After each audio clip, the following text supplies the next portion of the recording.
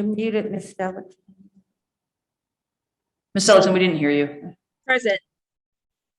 Can you turn your phone? One more time. Present. Thank you. Apologies. Ms. Lawson, Here. Ms. Curry. Here. Mr. Belmont. Here. Ms. Ott. Here. Mr. Patterson. Present. Go ahead. Dr. Hildebrand. Here. Ms. Glasser. Present. Please stand for the Pledge of Allegiance. I pledge allegiance to the flag of the United States of America and to the republic for which it stands, one nation, under God, indivisible, with liberty and justice for all. Please remain standing for a moment of silence as we express our condolences to Mr. Finney on the passing of his mother, Ms. Hawthorne on the passing of her grandfather, and Mary Skoronsky on the passing of her mother.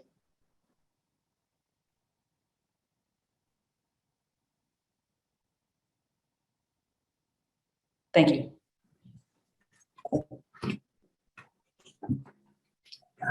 Yes. Okay, next week we'll accept the minutes from the August agenda and legislative meetings. Are there any additions, questions, or corrections to the minutes at this time? Okay. Hearing none, the board met in executive session immediately preceding this meeting to discuss legal, personnel, and safety matters as permitted by law. Mr. Harris, do you have announcements? Yes, a couple. Next week, we will be doing our flu clinics. We have at the high school on September 13th between noon and 1:30. The admin office on the 14th of September, 10 a.m. to 11 a.m. Wilkins STEAM Academy on the 14th, noon to 1 p.m. Dixon Prep on the 21st of September, 11 a.m. to 30 p.m. Turtle Creek STEAM Academy on the 23rd, 11 a.m. to 1 p.m. And at Edgewood STEAM Academy on the 28th from noon to 1:30 p.m. You can go to our websites and you can see those dates and times, or call the schools for more information. And in conjunction with UPMC Children's Hospital in Pittsburgh, we'll be having our COVID-19 vaccine clinic. UPMC Children's Hospital in Pittsburgh is proudly partnering with Woodland School District to vaccinate students and community members against COVID-19 with the Pfizer vaccine. It will be held at September 16th, 4 to 6 p.m. To schedule an appointment, please go to our website. You'll see all the information there. Select Woodland Hills. Students under age 18 will need a permission slip completed by a parent or a guardian, which will be sent out by Woodland Hills School District, where it's going to be here at the admin office at 531 Jones Avenue in Braddock. For those students and community members in Woodland Hills District ages 12 plus.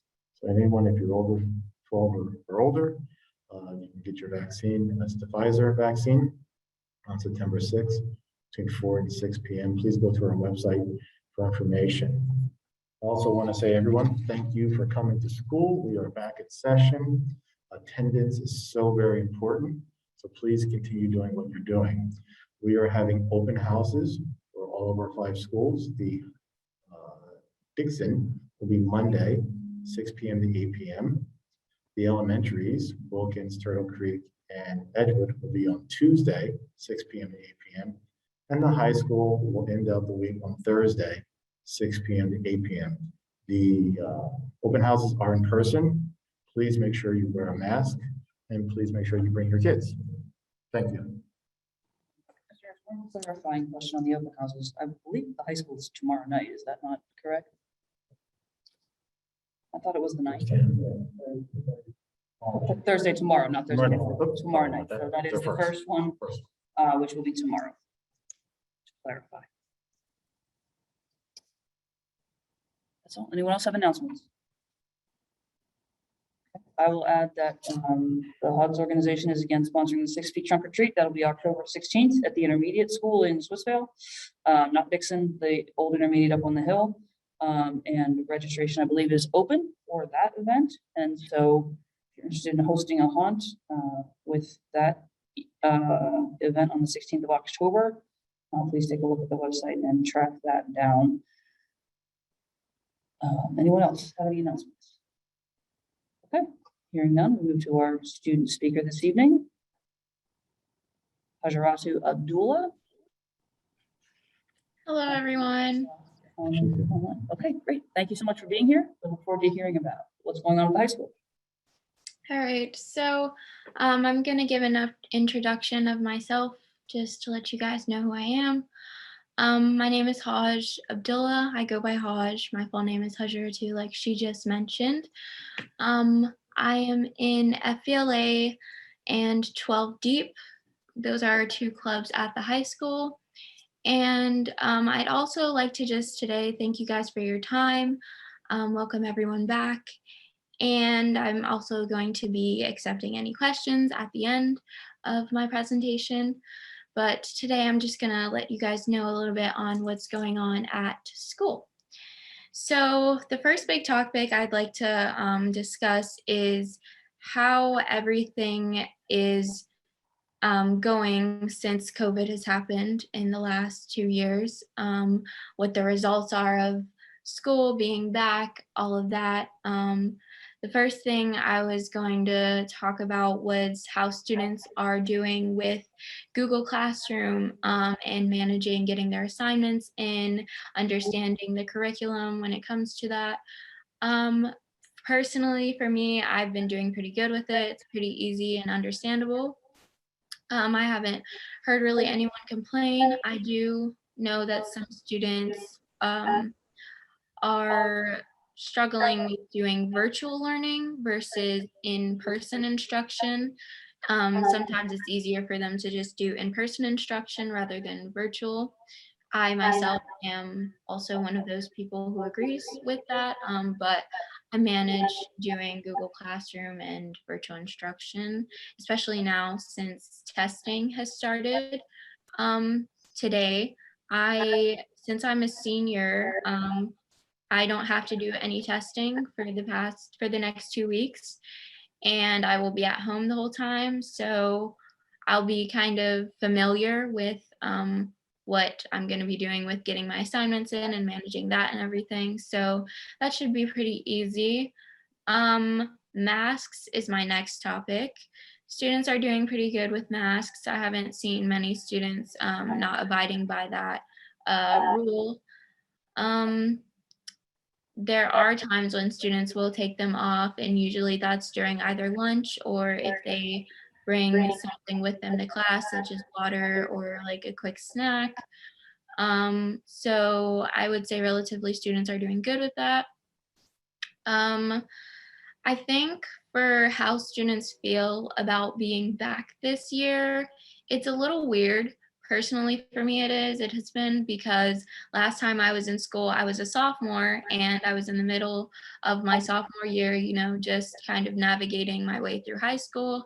And now I'm a senior, top of the line. So it's a weird feeling. Doesn't really feel like I'm a senior yet, but I'm starting to feel more like one now. That's all I have to say about that when it comes to how it's been after COVID. The next thing I'd like to talk about are some new things in school that didn't result from COVID. So the first big elephant in the room that I feel like everyone is kind of waiting to hear about is having a new principal in our school, Mrs. Mans. She is doing an amazing job. I know she's working so hard, and I'm so happy to have her as our principal. It's really it's not something that you come across often, having a Black woman as your principal. So I'm very happy to have her as our principal this year. I know it is going to be a little bit hard to fill Dr. Wood's shoes from the past 3 years, but she's doing a really good job from my perspective. Despite saying that, though, when it comes to how the students are reacting to having a new principal, I'd say the underclassmen aren't doing the best job as the upperclassmen are. I think it's just the new environment for them. They haven't learned to necessarily mature into high school students yet. I sometimes feel like last time that the freshmen were in school, they were seventh graders, and I think sometimes they don't get that they have to, mature and, become a part of the high school. Like, we're all young adults now, and they need to learn that that's how they should act as young adults. And I say that because, like, recently there have been a lot of fights that I've seen, and a lot of people trying to break up fights, but there are, like, that's a small part of our school. Like 98% of our school are doing well, and know what they're there for, to learn and to just be there for their education. The next new thing I'd like to talk about are some new clubs in our school. I'd like to talk about a club that I'm in. One of those is 12 Deep. And this club isn't necessarily brand new. It's been at our school for a couple years now. But we are still trying to get some recruits. Not a lot of freshmen, sophomores, and juniors know about it. It seems like a lot of the seniors know about it because of classes that came before us. I'm an officer. I am the new secretary for this year. But yeah, when it comes to that, that's like mainly what we're trying to achieve. The new coaches for sports teams, I think it's impacted them. Like, some people left, some people joined, and it's just a new thing for them. I was on the volleyball team last year, the junior varsity volleyball team last year. Couldn't do it this year because I couldn't fit it all onto my plate. But they seem like they're doing pretty good working together as a team. Last year, I knew that was hard for us. So from what I saw, I went to the volleyball game last night, and they seemed like they were doing really well, managing with a new coach and learning new things. The next thing that I'd like to talk about is the dress code. So the dress code, I understand that there was a meeting, I believe last week, about some things that students would like to change about the dress code when it comes to, I believe, like, there was a new dress code added to the list where students aren't allowed to wear leggings outside of physical education classes. And I believe that student council has held a meeting last week trying to change some of the dress codes that weren't acceptable and make them acceptable. I hope that makes sense. But we're working on that. And most of the students have been abiding pretty well by the dress code. I haven't really seen any inappropriate attire worn in school yet. I haven't done any myself, of course. And yeah, that's really all I have to say about that.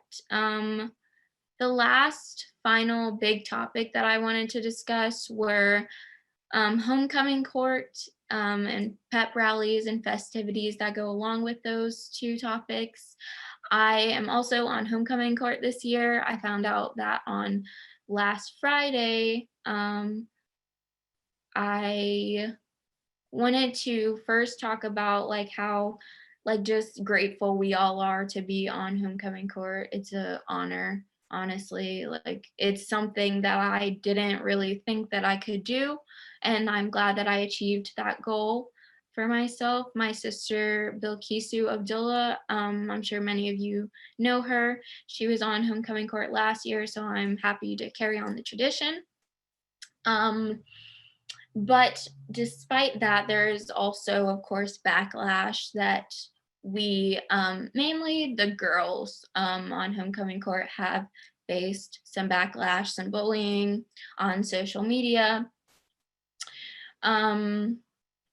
that goes along with, like, students have been saying some things like, oh, the female homecoming court, like they're all ugly, or it was weak, that's sad. Like, I've seen that on social media. And it doesn't really bother me because I'm confident in of myself that I am beautiful, inside and out. And I think that I wouldn't have gotten this role if I wasn't chosen for it and I didn't earn it. Um, so we've kind of taken it into our own hands to just ignore it and move past it, be mature about it, because at the end of the day, to us, it's pretty much just childish. And those people are insecure and jealous that they didn't get on court themselves. We've also taken some, like, we've been communicating with each other, and we have decided to come together and kind of like get to know each other and regroup. I think that's something that next year we could add to homecoming court, like one of our events to do, like come together as a group, maybe for bonding, just to get to know each other. I mean, of course, we could do it on our own, but I think it could be, you know, a suggestion just in case future courts don't think of that. When it comes to the festivities, there are 3 major festivities that are going to be going on. The pep rally, I believe, is the first festivity going on that involves the whole school. Before that are pictures, but it doesn't really involve everyone. But pep rally is a big major thing. We I think we're just mainly nervous because Mr. Corsi, our athletic director for the past 3 years, who isn't here this year, isn't going to be there. I feel like he always got us like hyped up. He always got everyone's energy up, and it was just super fun. So I'm really I'm not super worried about it, but it is, like, you know, something in the back of my head. The next big thing, I believe, is the parade. We are going to, instead of making floats this year, going to be making wagons. We also are encouraging everyone in the community to come and participate in wagon building. That includes all of you, of course. The theme for the parade is community and unity. And we'd like to come together so that we can represent the unity in the district and community as a whole. We also would like to inform you all that there is a freshman class sponsor that we need to fill this spot this year, because I believe that Ms. Perbola stepped down this year. I'd also like to mention that FVLA and Student Council are going to be partnered with the parade, so hopefully they're going to have their own wagon. We're trying to partner with some other people in our community, some other companies in our community, such as Studio G Dance Studio. I myself used to dance there. I danced there for about 4 years. So I think that would be a great idea to partner with them and maybe have them help us when it comes to getting involved in the community and coming together. I think that's about it. Yeah. Lastly, I just wanted to mention that I'm only here as a voice for all of the students. You guys saw some of my personal perspective, but I just wanted to mention that lastly. And if you have any questions, it's the time for those now. Thank you.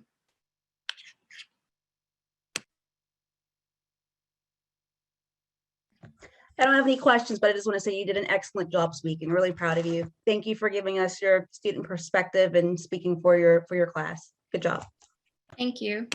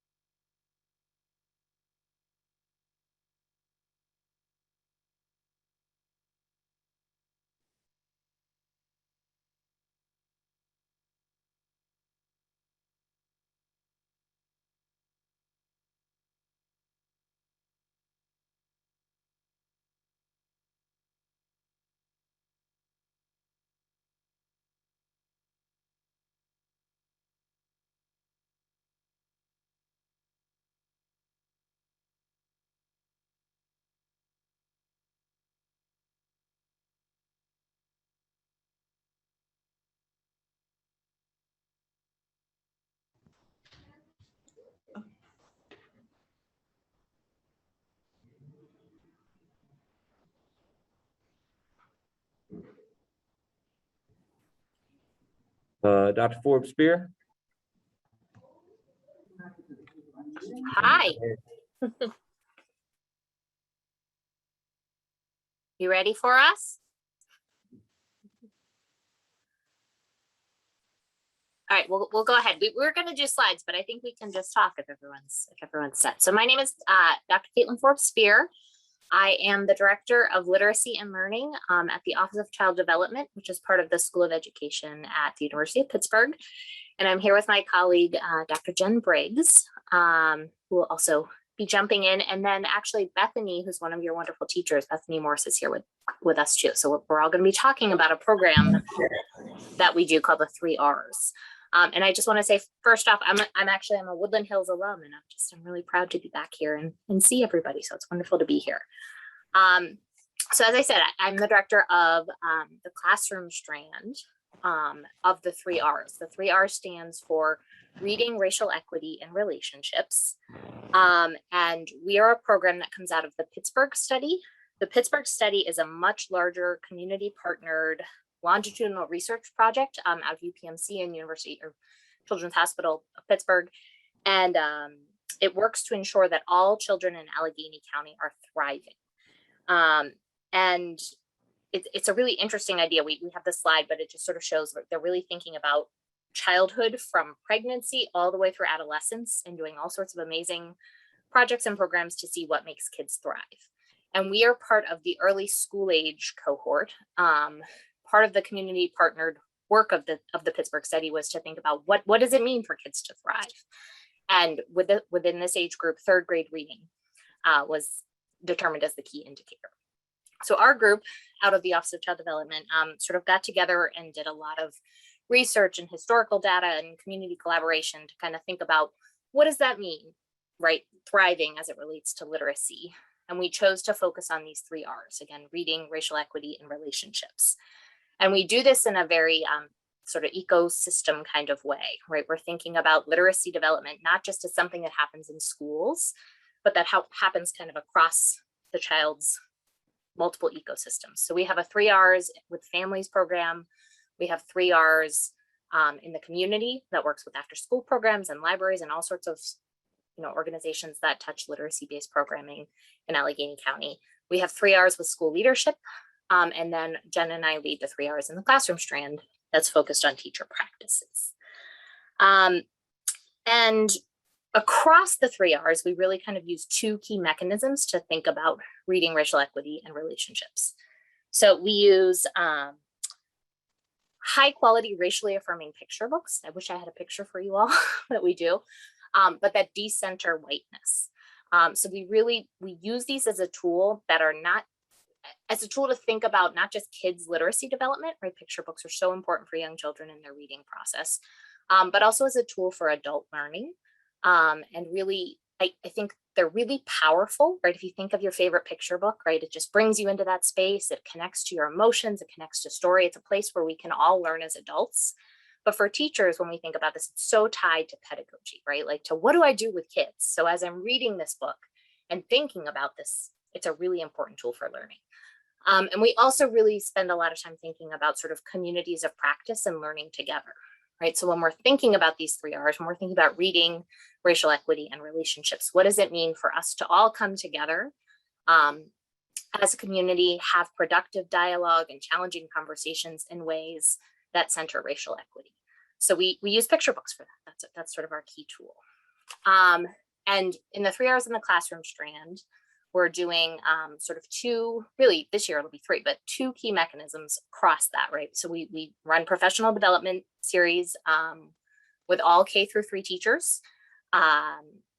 Last year we did 10 hours of PD. It'll be a little bit more this year where everyone's coming together. And again, we're using picture books and going deeper. And then we've also, we've got slides. Yay. We do professional learning communities. And those are sessions that happen every other week with teachers who want to go deeper and really think about using these books that you see here to go deeper in practice. And we can go ahead. We draw on the 3 Rs principles for all of our work. These are principles related to, again, reading, racial equity, and relationship that are scientific committee, which is a group of community volunteers who we work with very closely, that they helped us develop as we're thinking about, what makes kids thrive as it relates to literacy.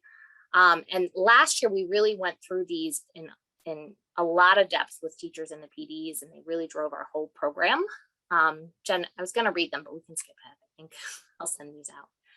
And we sort of have a roadmap, right, of our PDs and how we looked at each of these sessions, across each of these sessions. I want to highlight what you can see there is we hit, we didn't go in order, 1 and 2, 3 and 4, but 5 and 6 were really the heart of our work last year. When we're thinking about literacy development, we're sort of thinking about the ways in which literacy development is tied to knowledge opportunities, and how can we build webs of knowledge for kids to learn. And then we're also really thinking about what it means for us as teachers to give kids full access to their reading lives, and how that's part of their identity and how that's tied to other aspects of identity as well. So we really centered that in our work last year. So that's our PD roadmap. It's kind of straight path. Our PLC roadmap was a lot more windy and long. And we used a lot more books with the PLC teachers. We went in depth. As I said, we met every other week. And we really had the opportunity to have these great conversations, go deep, pause and ask questions, come back and adapt the content as we went through. So I want to pause here and invite Bethany to share a little bit about her PLC experience, and then Jen can tell you more about what we're doing in this upcoming year. Hello. It's really, I have to say that it's really fun for me to work with Caitlin because we knew each other in high school. And so every once in a while we get back together and we're like, yay, musical at the high school. It's so fun. But I joined the 3 R's PLC because reading is really my thing. I have a problem with picture books. I have way too many of them in my house. So when they told me that I would get free books, that was the hook for me. I'm getting more books for my classroom. That's amazing. But it actually has proven to be one of my favorite professional development endeavors in my 15-year career with the district. Every other week, we would get to dig in to these crazy conversations that are really thought-provoking and really challenging in the best way possible. And these ladies were fabulous because one of us would come with an issue or a topic or a show we saw that bothered us, and that would be where our PLC would take us that day. And we would kind of go off plan, but find a way to circle back to our plan always, but use what we were finding around us and gathering our knowledge around us, which was really cool. But we were forced to think outside of ourselves and use picture books to approach the topic of race in the classroom at the same time as talking about how we're building relationships with our students and their families, which was so important last year for us to think about when we were literally in families' homes and our students were also then in our homes.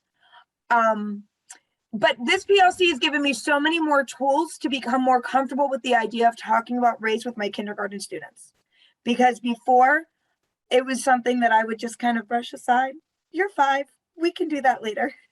But now they've given me some tools that I can, not just in the books, but also just like sentence starters almost, that I can use with my kiddos and ideas of how to approach these topics. But because I'm not always ready to jump right in to those conversations all the time, I'm already signed up for the PLC for this year because I want to dig more. I want to do more. And I've really enjoyed working with these ladies. They have been fabulous. So we've really connected and I really, really enjoy our PLC. That's all. Thanks, Bethany. You're amazing. Well, thank you guys. I promise we didn't pay her for that plug, but we did. Yeah, so I'm going to spend the last couple of minutes we have with you just giving you an overview of our plan for the second year of the 3 R's in the classroom and the work that we're going to do with the K-3 teachers at Woodland Hills. And I will say that we've already had the chance to meet with your teachers twice, and the conversations have just been excellent. Their engagement has been excellent. we really want to commend your staff and your teachers for the work that they're doing for their kids. So as Caitlin mentioned, the 3 Rs really centers reading, racial equity, and relationships, but we always say that we unapologetically center racial equity. It's at the heart of the work that we do in the 3 Rs. We always use this lens picture to orient teachers back to why we're here. And we always say we're not a curriculum, we're just an approach to think about your literacy instruction and to really think about how are you prioritizing racial equity and relationships in your practice.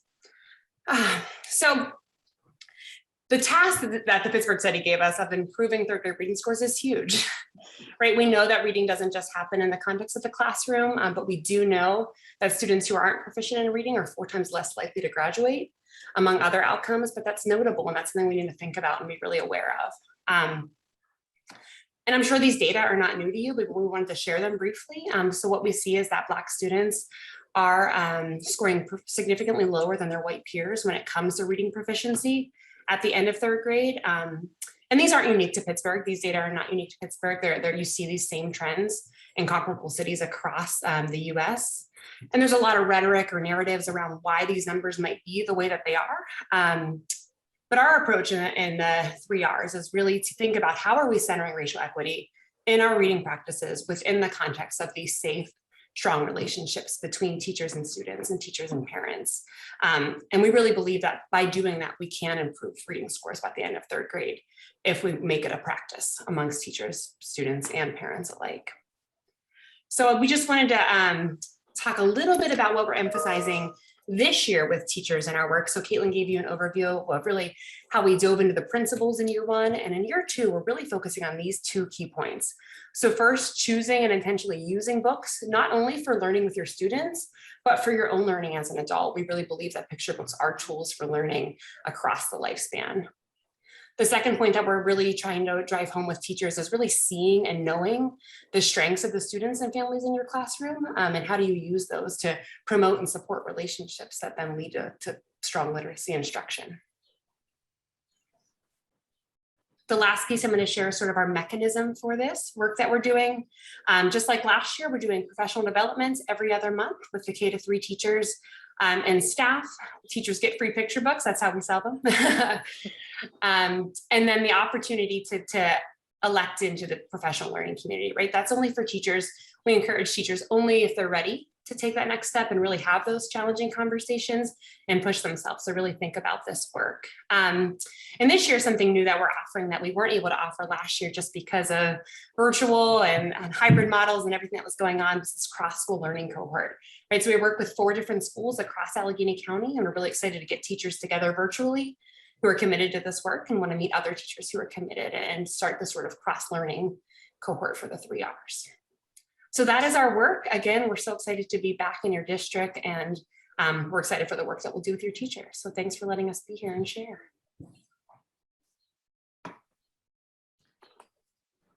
Thank you all very much for that. Board members, are there questions for Dr. Spear and her team? I also just wanted to say hi, Caitlin. I'm excited to see you too. Thank you so much for bringing this amazing resource to our educators. And my daughter's a 2nd grader, so our family directly benefits from this amazing work that you guys are doing. So thank you. That's wonderful. Anyone else have questions?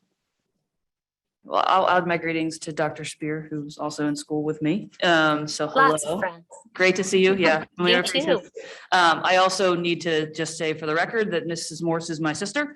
Very proud of the work that she's doing here. And so I have no influence over the program and was not, active in choosing her to speak tonight, but I am proud to have her share her experience with all of us this evening and to see her in her professional capacity. So thank you for that. And yeah, thank you all for being here. Anyone else have anything to add?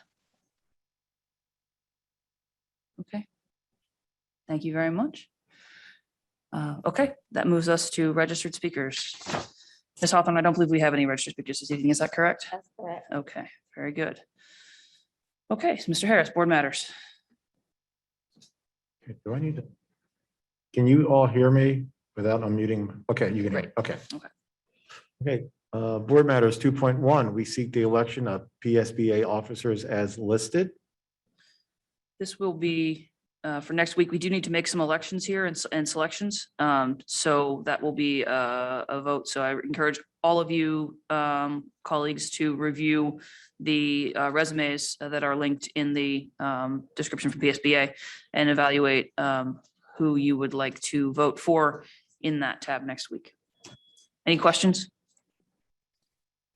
Jamie, do we have any tabs to Board vote on matters tonight? 2.2, we seek to approve all September 15, 2021 board agenda items by consent.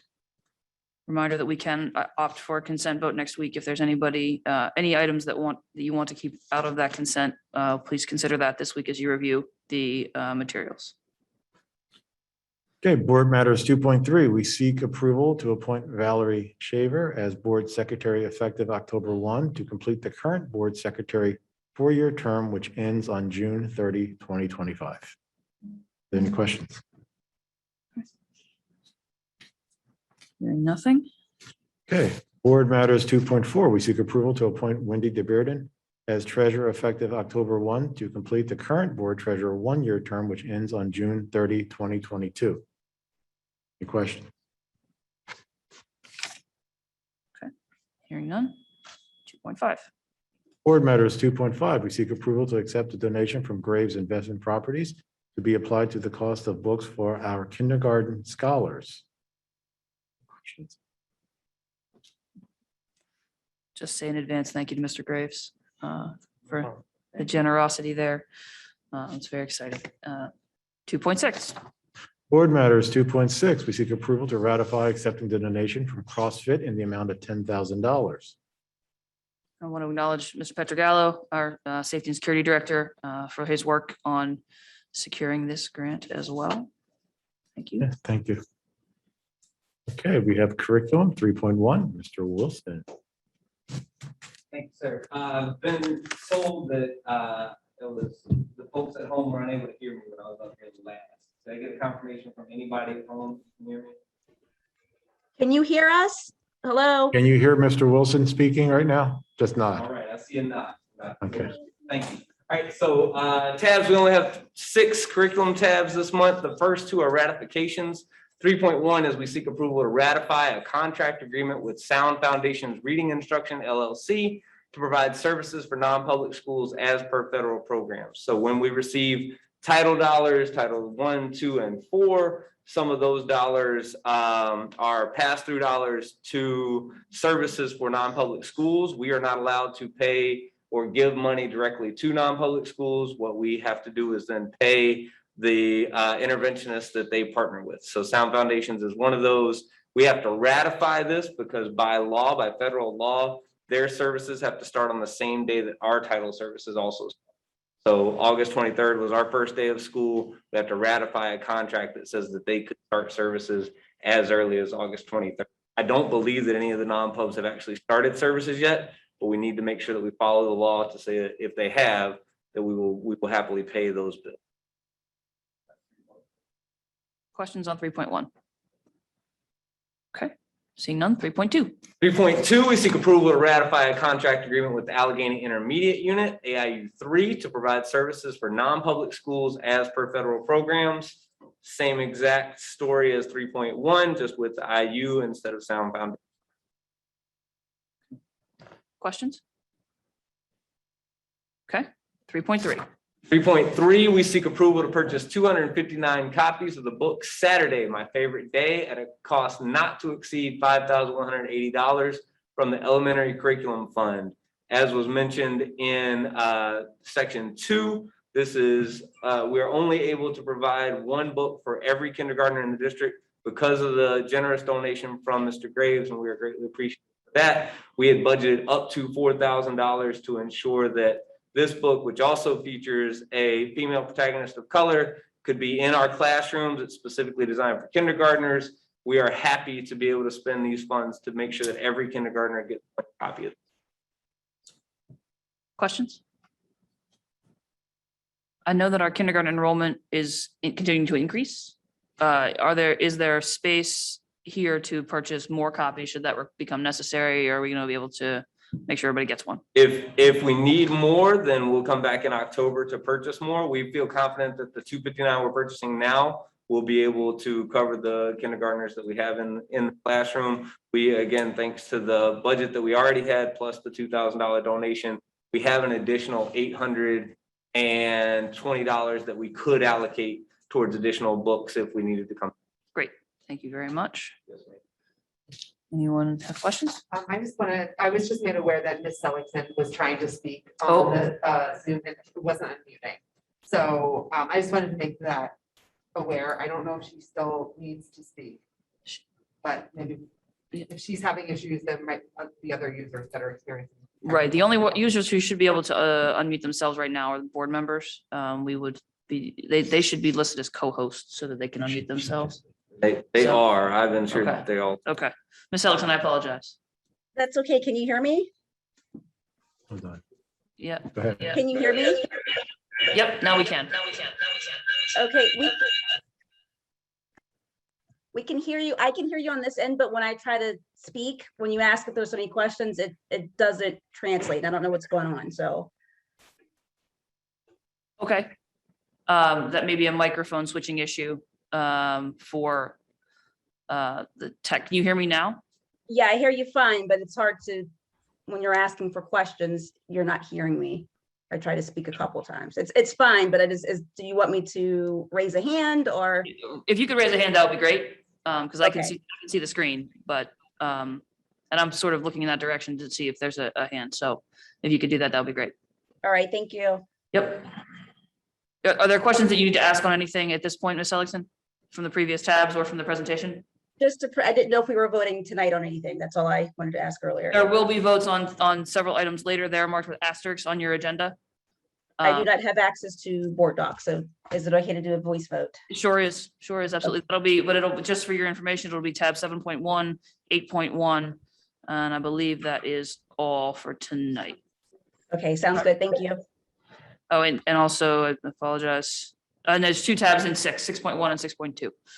So those will be the four for tonight. Thank you. Yep. Apologies, Mr. Wilson. No problem at all. Board tab 3.4, we seek approval to renew our licenses with Music First for a total cost of $1,978 to come from our ESSER 2 funds. This was a software that we purchased licenses to last year during the pandemic, especially helps with our band students to learn virtually, and especially now, even as we go through protocols, they can still practice without putting each other at risk. Excellent. Questions here? Okay, Ms. Seligson, I see your hand. Is that just the cursor? That may be the cursor? Okay, great. I was so ready. Okay. All right. See, all right. 3.5. 3.5, we seek approval to apply to host and to accept, if awarded, 3 AmeriCorps Keys core members as tutors at no cost to the district. We'd like to give a shout out and appreciation to Helen Wachter at the Department of Human Services, Health and Human Services for Allegheny County, who has offered to waive the fee. Usually if a district applies to have AmeriCorps members come in as tutors in schools, they have to have a matching fund for the funds that AmeriCorps members get. Ms. Wachter has been able to waive that fee for us. So we're happy to apply for that. You'll notice that it says apply for and host because we have not submitted the application yet. But once we do, if we get approval, we want to be able to accept those folks in immediately. Questions on that? Certainly grateful to DHS for that. Any particular subjects or anything, or is it for class? It'll be, so once they have selected core members, those 3 individuals will meet with the principals, the 5 principals of the schools, to talk about where they could be most useful. And it is really a matching game between the core members that we get and what the schools decide that they need and where the areas of expertise are. So, we get some say if there's somebody that, if we want specific, if principals would like specific help in math or reading or grade levels, then we can ask for that. But really we're kind of limited to what the pool is. But they're all, really passionate and dedicated individuals that are able to assist. But that's why, they're not certified educators and they, not interventionists, but they're just, additional helping hands in terms of tutoring. Is there any particular building that they'll be in, or? So we've put out to all 5 principals who would be interested. And we have said that the first 3 that responded would get priority. And but we want to make sure that these folks are available at all 5 buildings, and we'll work out a schedule for them to be able to help out. Okay, thank you. Yes, sir. Any other questions? Okay. Seeing And then- none, 3.6. The last tab for curriculum is that we seek approval to renew our partnership with News Zella or News ELA for 3 years for a total cost of $76,264.20 to come out of ESSER 2 funds. This is a 3-year contract, and so even though it's a large amount of money, we are excited for this partnership. News Zella was kind enough last year to offer us a partnership, and our educators used it widely. It's a software platform that allows classrooms to read the same material, but on different reading levels. So our educators are able to differentiate what is the reading level of scholars, but still have the same conversation, same material class-wide. So nobody feels like they're being ostracized because of their reading on a lower level, and nobody feels like they're bored because they're reading on a higher level. We're able to differentiate per the scholars.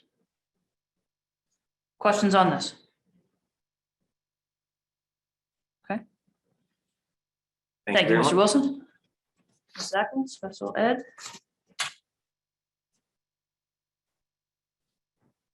Hello. The Office of Special Education has 1 tab for your consideration this evening. We seek approval to renew the agreement with Aviana Healthcare for a contracted amount of $45 per hour for the services of a one-on-one RN and $40 per hour for the services of a one-on-one LPN. Aviana Healthcare is kind of like the umbrella for 3 separate nursing agencies. The way that it was explained to me as the reason why it's not just 1 contract is because each separate nursing agency has their own tax ID number. So the 3 nursing agencies are Pediatric Services of America, Epic Healthcare Services, and Care Unlimited. It's really nice to be able to renew this contract with Aviana because we do have students with significant needs that require nursing services either during to and from school or during the school day. Since there is a limited amount of nurses available right now, it's nice to be able to access Aviana with 1 phone call so that they can look at all 3 different agencies to see if they have any nurses available for us. Any questions for Ms. Ackle? Thank you. Thank you. Okay. Section 6, personnel, Ms. Boyd.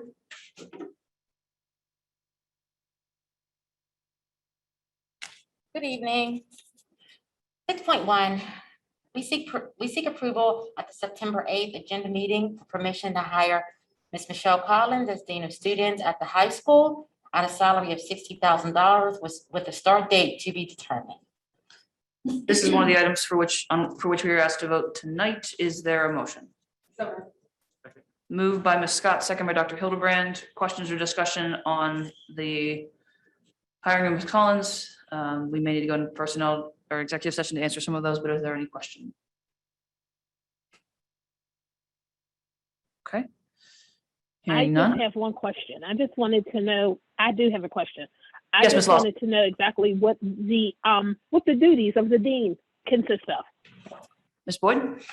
The job description is not attached here, but I believe Ms. Mans is on as well. I can speak more to it. I can run next door and get my job description. It was on last month, Ms. Lawson, but I'm happy to review that with you if you would just give me a moment.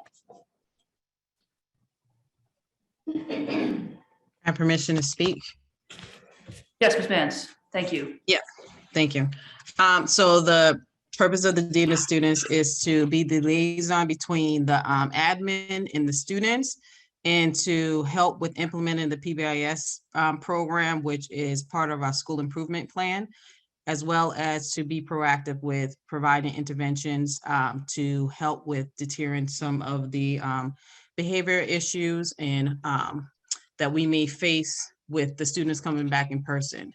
So to be that liaison person to assist with incorporating or implementing the PBIS program which is part of our PBIS program, and to assist with coming up with intervention programs or intervention strategies to help with those students to make better choices. Thank you, Ms. Mans. Ms. Lawson, does that answer the question?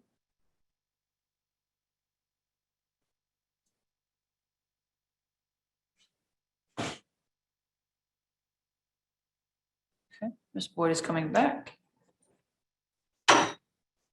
Ms. Mans gave a good summary. Okay. Waiting for Ms. Lawson to confirm that that is sufficient or if there's additional questions.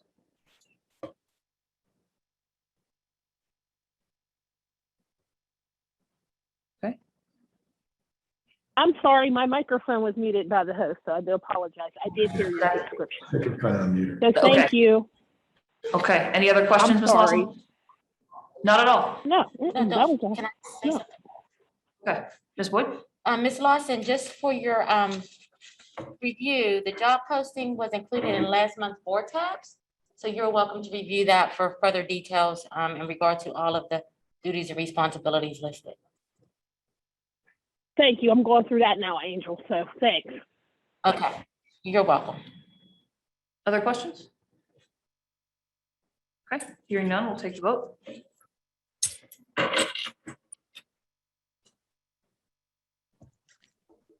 Yes.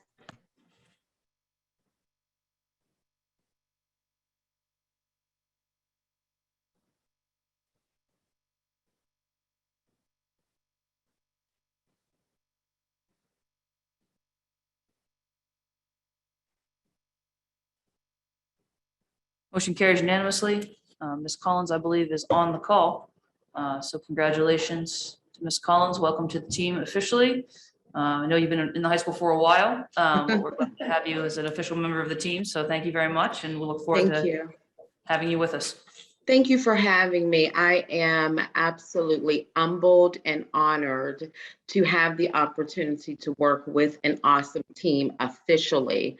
I've been like unofficial for 3 years, but now it's official, and I thank each and every one of you. And I'm excited about what the new school year brings for Woodland Hills High School. Thank you very Well, much. I'm going to say I'm excited to have you, Michelle Collins. Thank you, Miss Lawson. Thank you for your time. It's a great friend of mine. It's nice to know you. I just never heard of a dean of a high school, so you know I had to ask. Right. So love. Thank you all. Some of you all I know, a lot of you all I know, and a lot of you all I don't know. However, I am very personable and I will get to know you.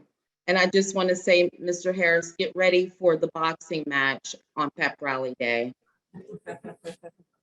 No one knows about that. We do now. We do now. We do now. Okay, so here's the boxing match. I kind of challenged the new mascot where I would wear the old mascot uniform and we would do a transition where I would sort of box the new mascot during a student meeting. So, yeah. Okay. Passing the passing the ball. Something to look We're forward gonna to. pass the ball. All right. I'll spray it down with Lysol. Yeah, it's COVID free. I'll be okay. That's right. COVID can't survive it. Okay, thank you, Ms. Collins. Congratulations again. We'll look forward to getting to know you better. Okay, unless anybody else has anything, 6.2. 6.2, we seek approval at the September 8th, 2021 agenda meeting for permission to hire Aaron Bergen as kindergarten teacher at Wilkins Elementary, effective September 10th, 2021, at a salary of $41,027, which is step 2, bachelor's at a prorated for the start date. This is another item on which we are asked to vote. Is there a motion? Moved by Ms. Scott, second by Dr. Hildebrand. Questions or discussion on this item? Okay, hearing none, we'll take a vote.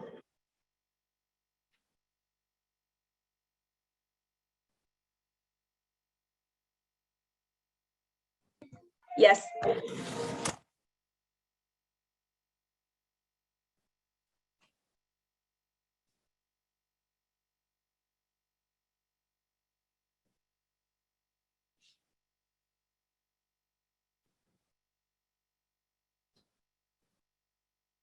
Motion carries unanimously. I don't see Ms. Bergen on the call at a glance, but certainly extend our congratulations to her and thanks for her willingness to join the team and the family. Ms. Boyd, 6.3. Thank you. 6.3, Section A, authorization for leaves. Section B, authorization for retirement resignations. Section C, authorization to hire professionals. Section D, authorization to hire non-professionals. Section E, authorization for transfers. Section F, authorization for EDR mentor actions. Finally, Section G, authorization for miscellaneous. Questions on this would likely require executive session. Are there any questions? Okay. We will expect updates for next week, Ms. Boyd. Yes, ma'am. Okay. 6.4. 6.4, we seek approval to contract with Synergy to provide technology staff for the Woodland Hills School District. Questions on this item? Okay. Yeah. Well, Mr. Reyes. Can you explain what this is again? Is this that computerized system where you can pull the resumes and stuff? Yes, sir. This was discussed at committee last week where the administration presented several options of technology firms to assist the district in technology personnel to further assist us in hiring qualified applicants for the positions that have been open for several months. I currently do not have an attachment. We are scheduled to meet with Synergy tomorrow, myself, Ms. Shaver, and Mr. Meter, to further discuss our needs and to have an agreement in place for the board to review and vote on next Wednesday. Thank you. Once you have that document, in addition to putting it into the board docs, would you email it to me so that we can get it to the board, email it to the board for our review as well? Just to sort of highlight that, I think it's important. Yes. Thank you. Thank you. Thank you, Boyd. Section 7, technology. Mr. Muter.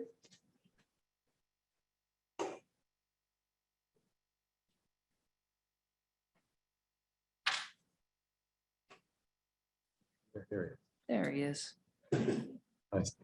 Hi, Steve. Good evening. Good evening, everyone. Good evening.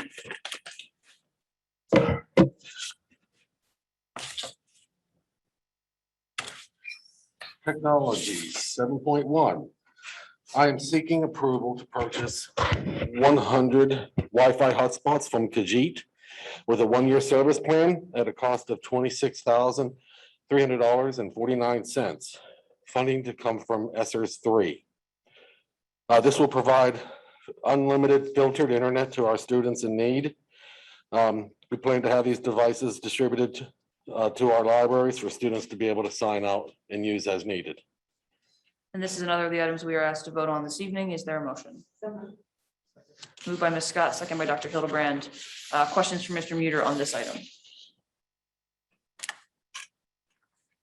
Okay, hearing none. Ms. Hawthorne, will you take the vote? Yes.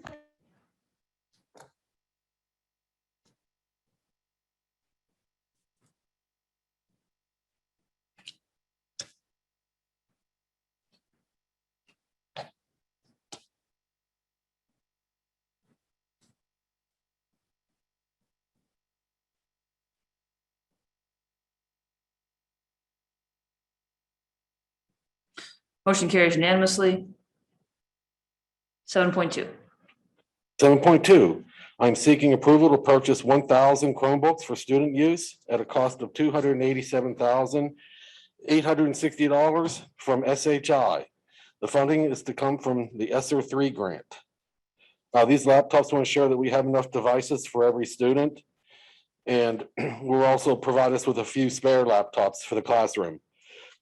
As we discussed last week, you were asking for a little bit more data on where the laptops are and how many we have and how many we're short. So I attached to the board tab a spreadsheet here. It kind of explains where we are with the inventory of the system. And from March of 2020 until August of 2020, I mean, this is when the pandemic broke out. Everybody was doing their own thing. We didn't have any policies or plans or outlines to be consistent. So in that time frame, I don't have a lot of good data, and I am missing some information on some of the computers. So I'll try to just briefly explain this. We have 3,606 in our complete inventory. The only computers that we have available are 2,118. As of to date of today, we've distributed 1,118 units to students these past 2 weeks. I have an additional 1,000 that's ready for distribution right now. Now for some of the bad ones. 368 are broken that are going to need serviced.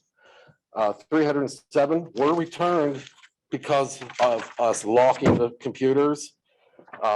Those were starting to flow back in, but they still need to be checked over and cleaned and make sure that they're usable. So that gives me a total 675 that either need cleaned and or repaired. I guess in my other board tab, I'm going to be asking for repair services. So I'm hoping to at least get a 50% return rate on these repairs on these broken units. So I hope to have at least 300 units out of this bunch here to get fixed. I have 477 that I can't account for and we have disabled. There's 336 that I disabled, but I really need more time to try to track these down. These are some of the ones that weren't documented well, and we need to find out if we can get them. So that gives us a total unaccounted, not returned, needing processed 1,488.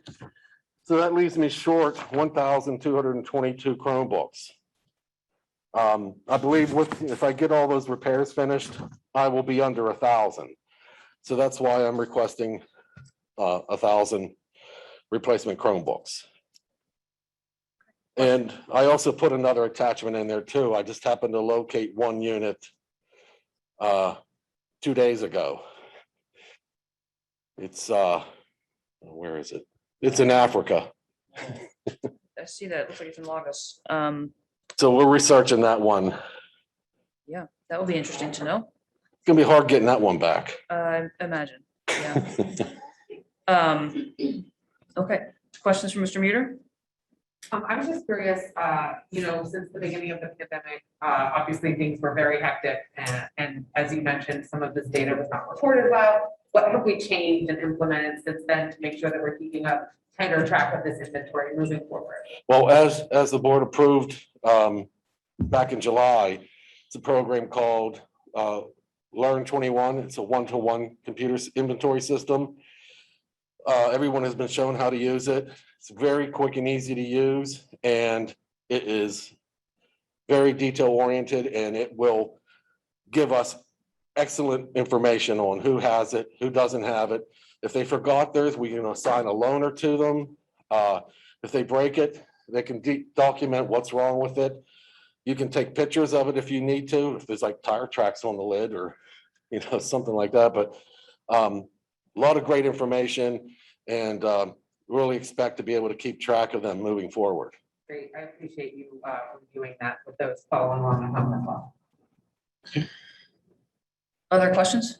Yeah, I think when we first had this Chromebook drive and we were distributing Chromebooks to students, I believe the board was very particular about the fact that knowing who gets a Chromebook, what's the process going to be to get these things returned, making sure we can account for as many, if not all, the Chromebooks.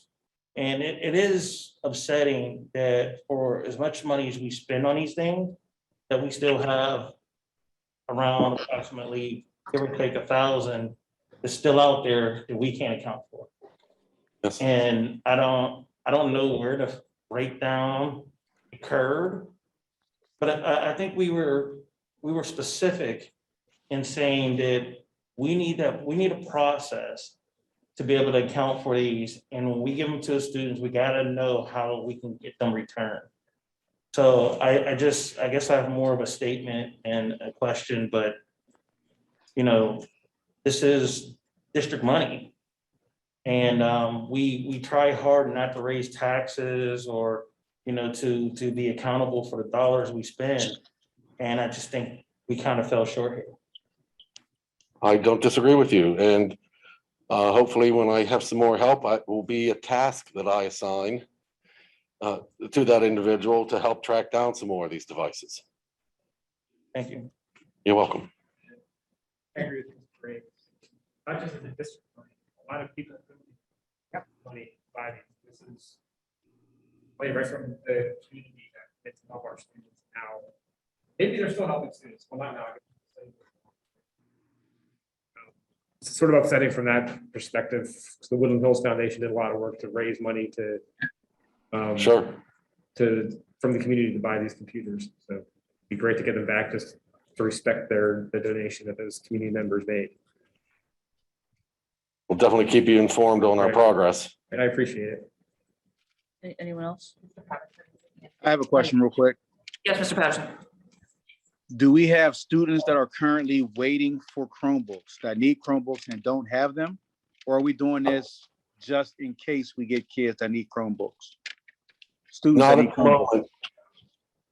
Not at the moment. The distribution hasn't been completed yet. But in order for us to completely get to one-to-one, I am going to require more devices. So if we were to distribute computers with the goal of getting every student a device today, we would not be able to. Not today, no. Do you know that number? Pardon me? Do you by chance know that number? Because when you said 1,000, you were estimating how many you could repair. Right, Do so you know how many we just don't have enough for if we didn't do the repairs or anything? as it stands right now, 1,222. Okay.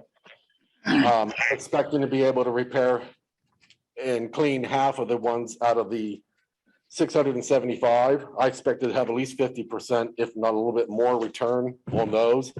That'll get us under that 1,000 mark, but we're still gonna need these additional computers. Okay, can you let us know that progress, especially if it inhibits kids from being a one-to-one?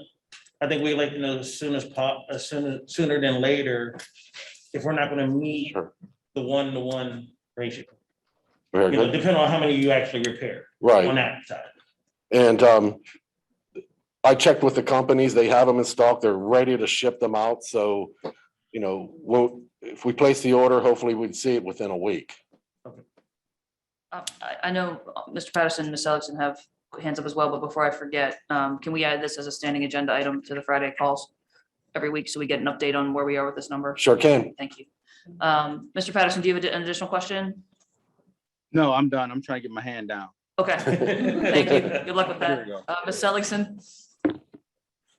Hi, thank you, Mr. Muter. Sort of a comment and question. So at the committee meeting, we discussed the real problem here is that you need help, right? Like you're extremely short-staffed. So where are we as far as you guys were bidding into some outside support? I think we probably need to expedite that because that's, as you spoke, a really huge need for you. Have you had any updates because you guys were looking into some pricing? That was tab 6.4, Ms. Ellison. Ms. Boyd just gave that update. They'll Yes. have pricing tomorrow. Yeah, we'll have more details and information after our meeting tomorrow morning. Okay, totally misunderstood that. Thank you. Okay, that was it. Yeah, Okay. thanks for clarifying that. And I certainly agree that help is the issue here. I think a staffing issue is a big part of why we still have 368 that need to be repaired. Yes. So happy to be able to consider that next week. And I hope that the start date for that agreement with Synergy will be very quick. I hope so too, yes. So, any other questions for Mr. Muter on this? Okay, seeing none, 7.3. 7.3, I'm seeking permission to renew support on our data center's compellent disk storage system at an annual cost of $7,704.35. And this comes from General Fund 10. This support will protect our data storage system. If anything goes wrong with the hardware or even some of the software, we have 7/24 coverage. Questions on this tab? Okay, hearing and seeing none, 7.4. 7.4, I'm seeking permission to have broken Chromebooks repaired by AGI Repair in Greensburg at a cost not to exceed $99 per device. Funding from General Fund 10. I do have a budget set aside for computer repairs. I was shopping around for a while and these other companies just made the repairs uneconomical. But here right in our backyard in Greensburg, this company will do repairs, parts and labor included at a flat rate. I have a lot of them that have cracked screens and that flat rate is $89. There's no shipping, there's no taxes. Is it 89 or 99? I'm sorry. I put in up to 99 because there's one repair that is a little more costly. If it needed a battery, that's 99, or a palm rest, some of the track pads. But the majority of them are cracked screens. Okay, thank you. I just. Other questions? Ms. Patterson?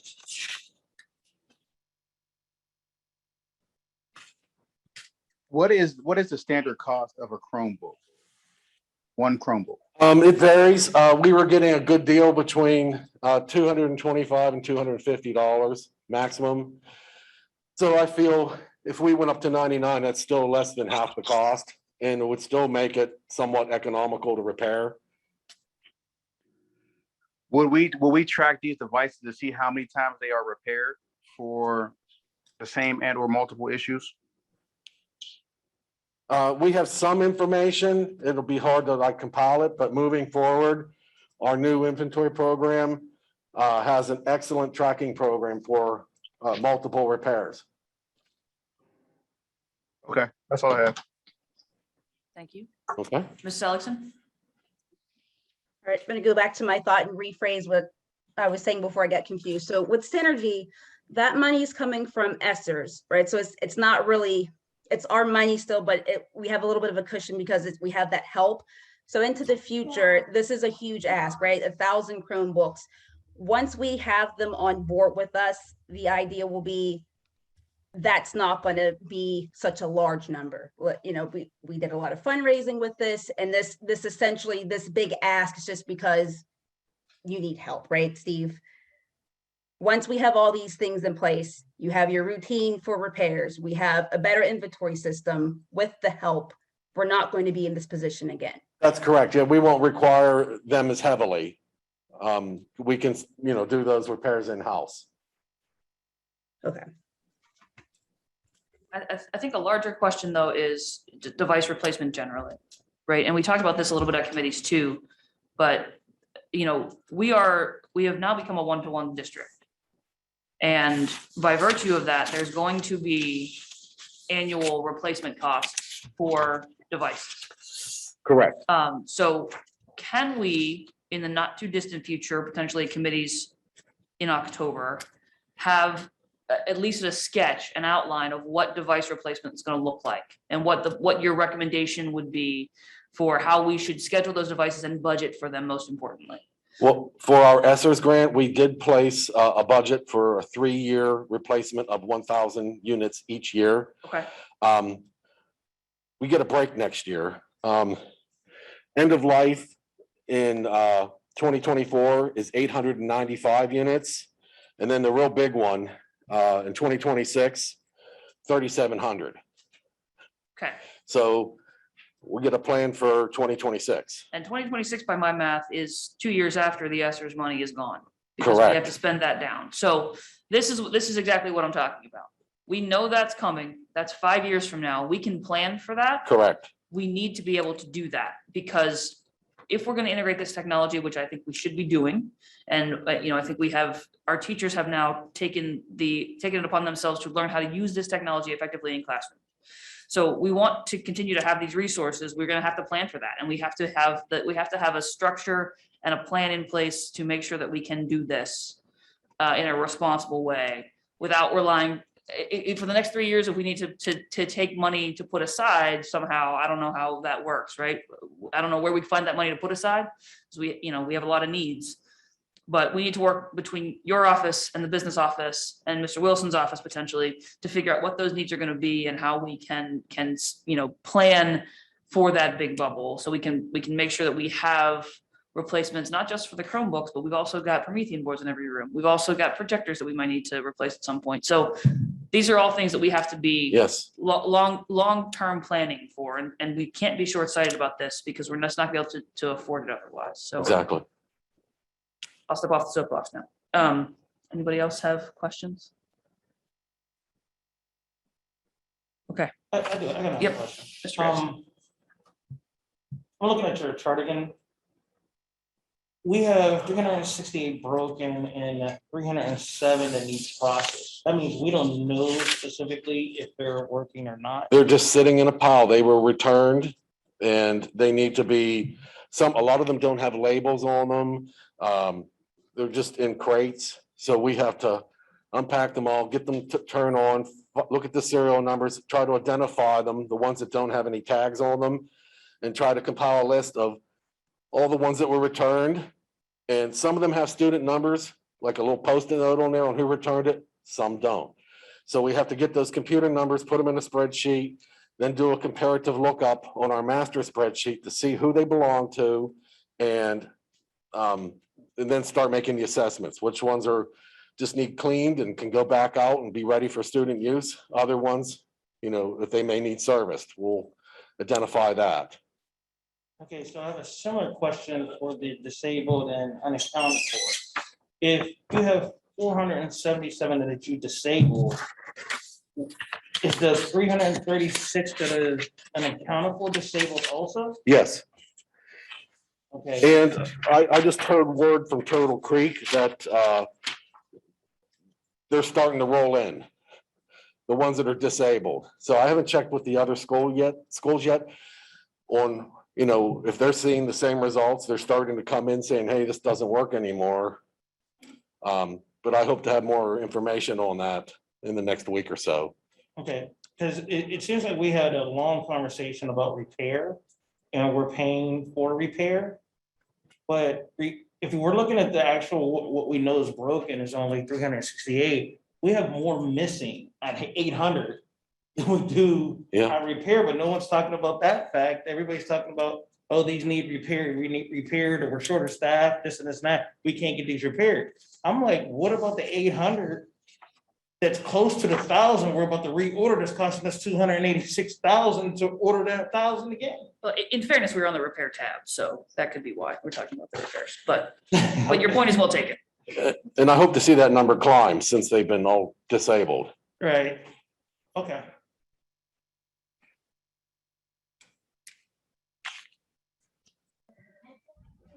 Anyone else have questions on this? Okay, 7.5. 7.5. I'm asking for permission to dispose of old archived board meeting videos, mainly the last 10 years from 2010 to 2020. I did include a small email attachment from the solicitor on what his thoughts were on it. And I have large binders full of DVDs starting back from 2010. And I don't think there's really a need to store them once we have our board minutes. It's entirely up to you guys on decision of how you want to proceed with those. Okay. Any questions? I know we covered this in committee, but is there any legal precedent of us getting rid of those discs? Is there any?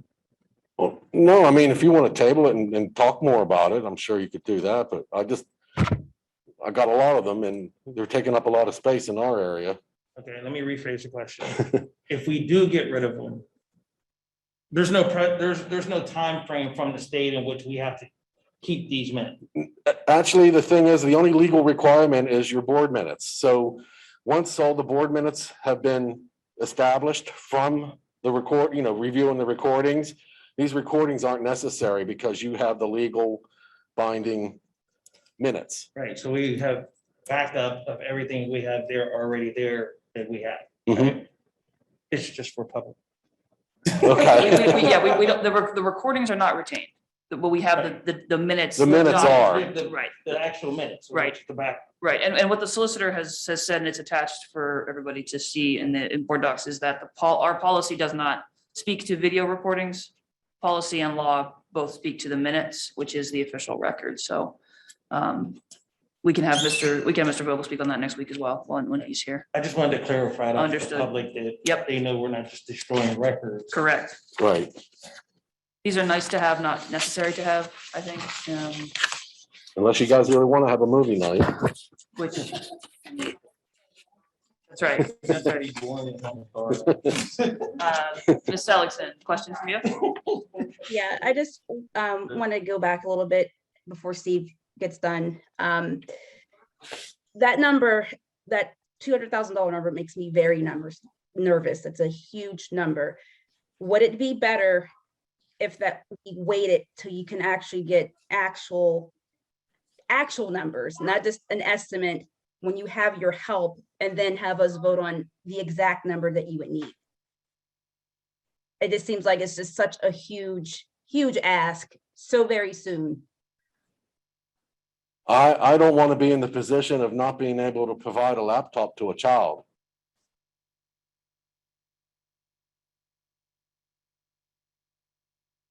And that's essentially the bottom line here.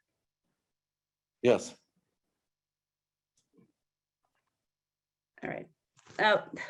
I'll talk about, I have some more questions, but I want to move on, so. Sure, send me an email if you have any other questions. Thank you. Thank you, Mr. Muter. Okay, thank you. Anything else, Mr. Muter? Sorry. Okay, thank you. That moves us to safety and security, Mr. Petrogallo.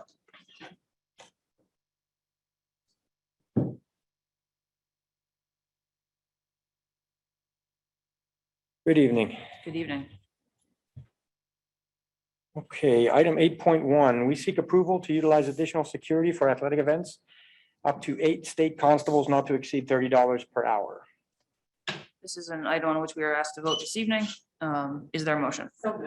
Second. Moved by Ms. Scott, second by Dr. Hildebrand. Questions or discussion on this?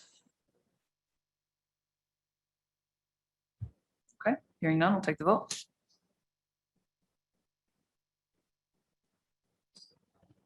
Yes.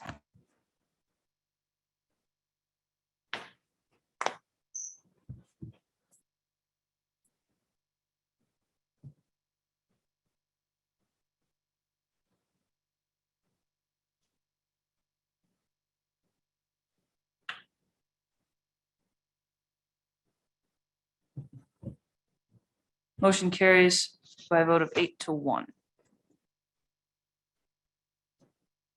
Okay, 8.2. 8.2, we seek approval of the updated security rates with Pal American Security. Questions on this? I'll inquire, Mr. Petrogallo, the numbers that are in the description don't match the document that is attached. Unless I'm misreading something, at least. Can we just get clarification for next week on what the numbers are? Yes, ma'am, certainly. Thank you. Other questions? I have a question. Yes, Mr. Graves. Mr. Petrogallo, how did you get a gentleman by the name of Lawrence Taylor at a football game for $30 an hour? Well, That's pretty good. the same way I got a young lady named Brooke Shields to join our security force. So we're on a roll, sir. And if I could just add, I've seen the new Wolverine. He's a scrappy, he's good luck, sir. Any other questions? Thank you, Mr. Petrogallo. Okay. Section 10, buildings and grounds, Mr. Finney. Settle in, folks. Yes, good evening, everyone. We have 26 items tonight. Boy, you're pushing it. Is that a record? Yes, it is for me. Great, thanks. 10.1, we seek ratification of Canfield Development Change Order 13 for the high school project totaling at $872 from Capital Project 39.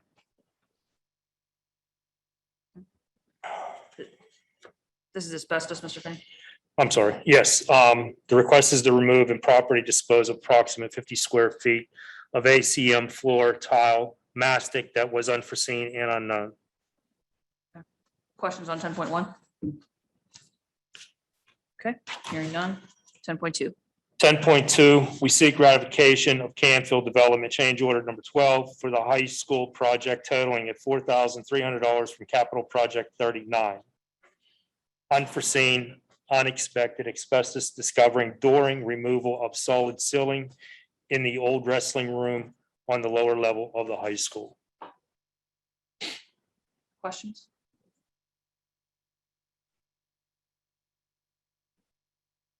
Okay, hearing none. 10.3. 10.3, we seek ratification of Canfield Development, the attached change orders for the high school project totaling at $2,918.01 from Capital Project 39.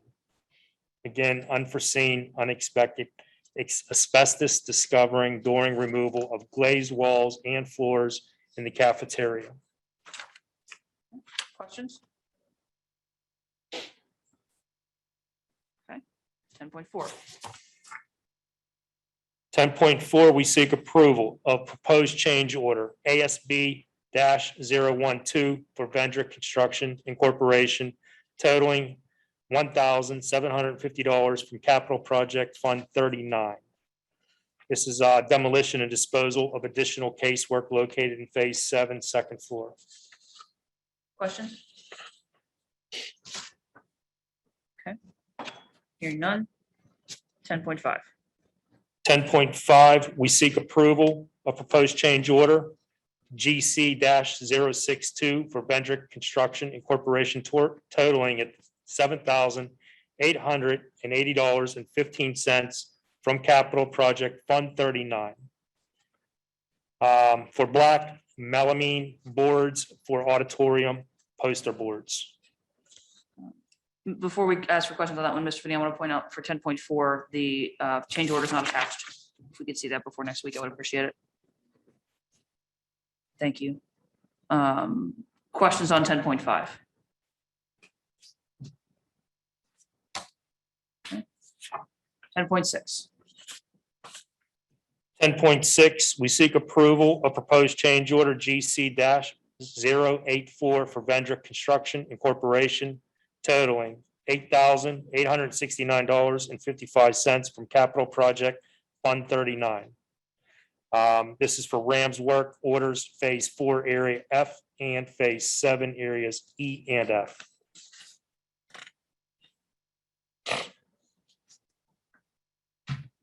Questions on this?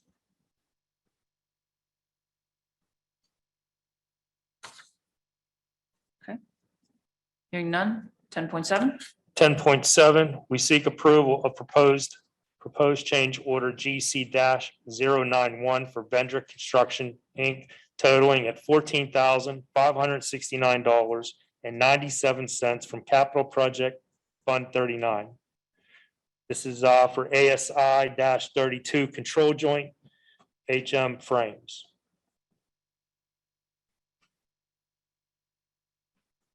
Questions? Yeah, what exactly are they doing this one? I mean, brick repair to the existing buildings. Can we just have the fitness room repaired? There was no other additional information added to that, so I'm gonna have to get more I think we info. have Dan Doyle on the line. He may be able to answer that question. Mr. Doyle, if you're available, can you provide some additional information? Yes, hello. Can you hear me? Yes, thank you. Okay, yeah, sure. The ASI is multiple items. One, the larger part is the brick repair is outside an existing crack in the brick has been there for years. So that will be, the masonry will be cut out inside and out, new control joints installed, and then the brick replaced on the outside and any masonry repairs on the inside. The hollow metal frames for the fitness area are to increase the size for the openings for the mirrors in the fitness center. So the fitness center does get a little more work, has some painting and some new finishes, but this is revisions to the frames that hold the mirrors.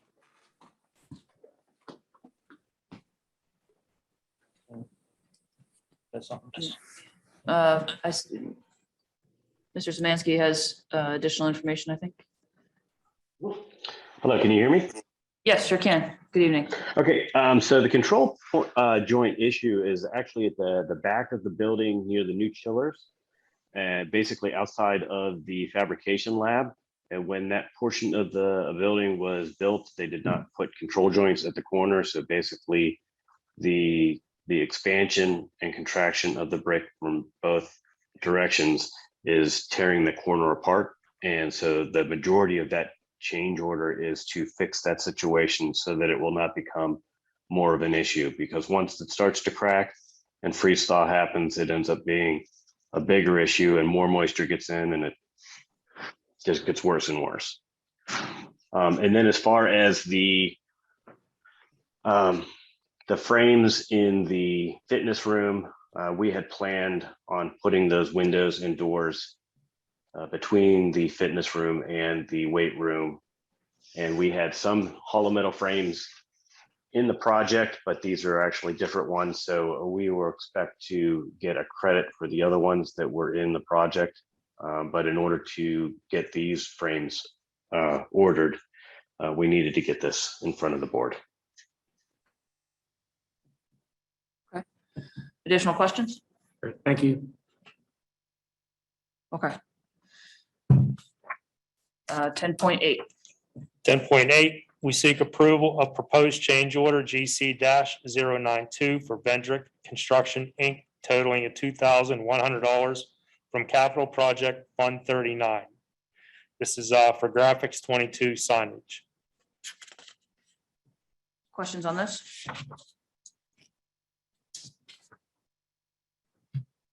Okay. Hearing none. 10.9. 10.9, we seek approval of proposed change order GC-093 for Vendrick Construction, Inc., totaling at $3,273.61 from Capital Project Fund 39.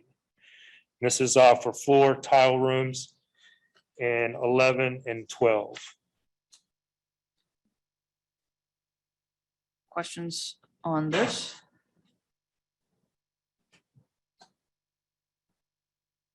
Okay. Hearing none. 10.10. 10.10, we seek approval of proposed change order GC-095 for Vendrick Construction, Inc., totaling at $1,525.49 from Capital Project Fund 39. RAM work order phase 7 for the floor kitchen and special areas. Any questions?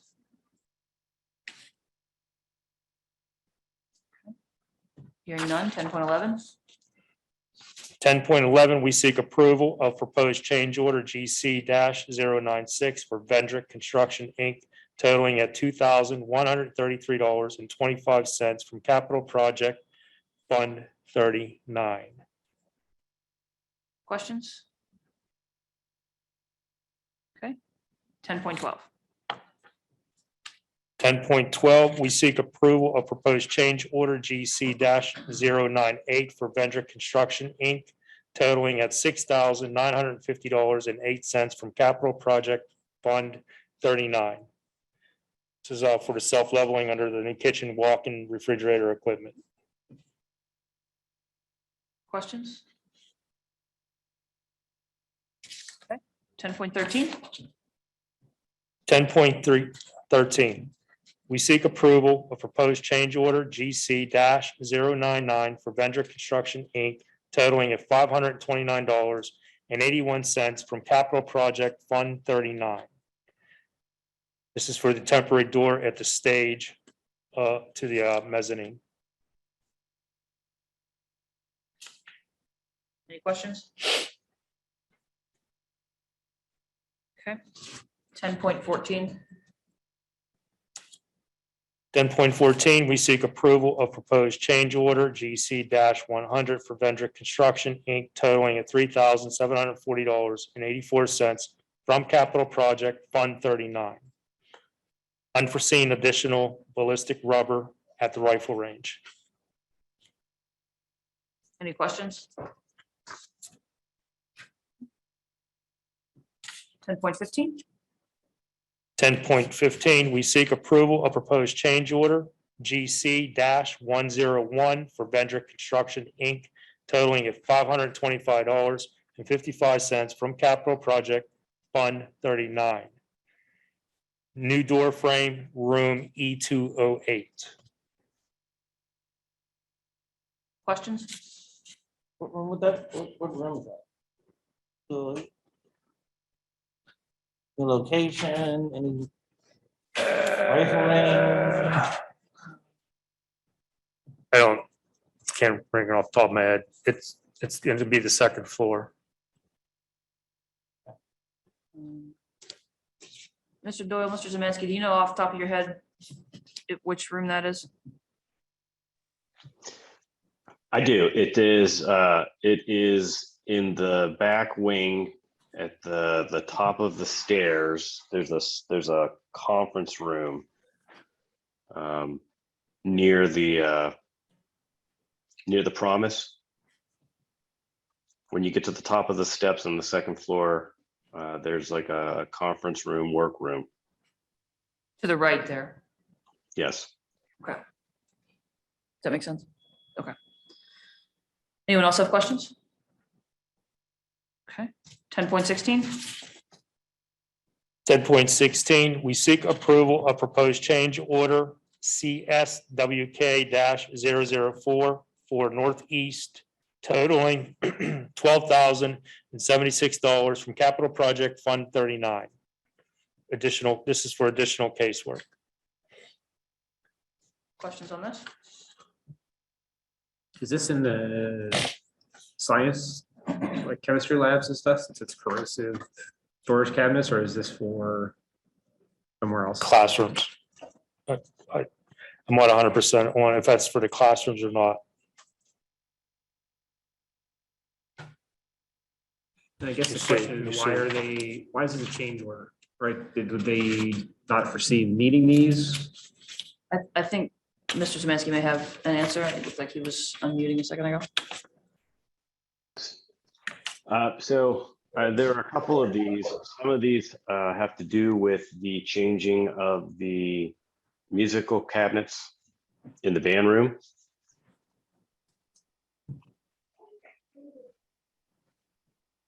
Okay. In addition,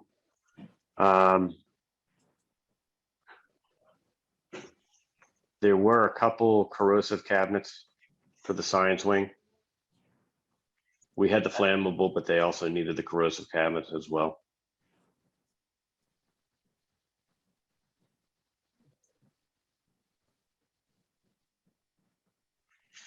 Okay. Does that answer the question, Dr. Hildebrand? Sure. Okay. Okay, 10.17, 10.17, we seek approval of proposed change order CSWK-005 for Northeast, totaling at $4,780 from Capital Project Fund 39. This is to adjust casework, table, legs, heights, in zoology, and autonomy rooms, I'm sorry.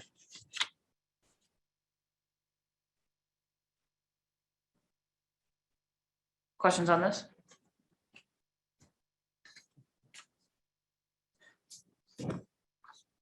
Okay, hearing none. 10.19. We seek approval to purchase the appliances for the high school family consumer science and life skills. Did we skip one? I missed one. Sorry, we're on 18. I apologize. My mistake. I'm on 19. You're on 18. You're correct. My mistake. Am I on? All right. You're all right. I'm sorry. 10.18, we seek approval to purchase the appliances for the high school family consumer science and life skill rooms from Lowe's at a cost of $3,242.41 from Capital Project 39. Questions on this? This is in addition to the appliances we purchased last month? Mr. Chairman? Yes. Thank you. Now, 10.19. 10.19, we seek approval to permit the use of the Woodland Hills School District facilities for the state events.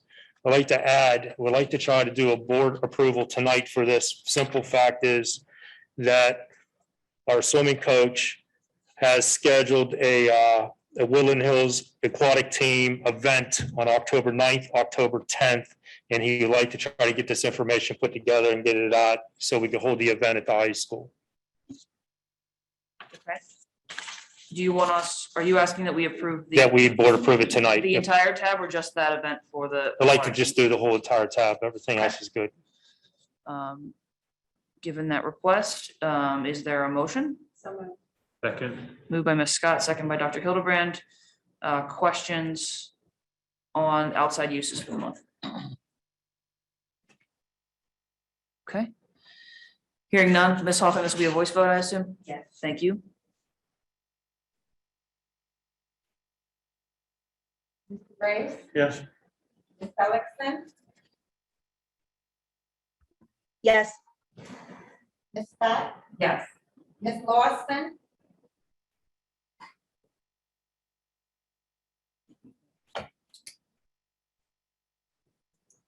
Ms. Perry, Yes. Dr. Hildebrand, Yes. Mr. Patterson, Yes. Mr. Belmont, Yes. Ms. Lawson,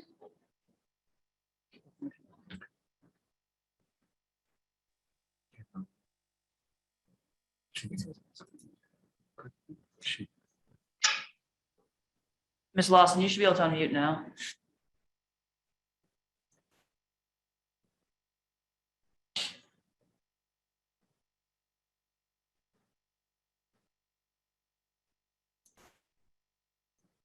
We're gonna have to mark Ms. Lawson absent at the time of the vote. okay, Ms. Glasser, Yes, motion carries 8-0 with 1 absent at the time of the vote. Thank you. 10.20.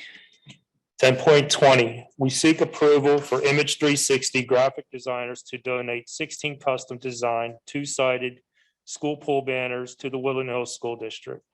The total dollar value of the donated items would be $1,380.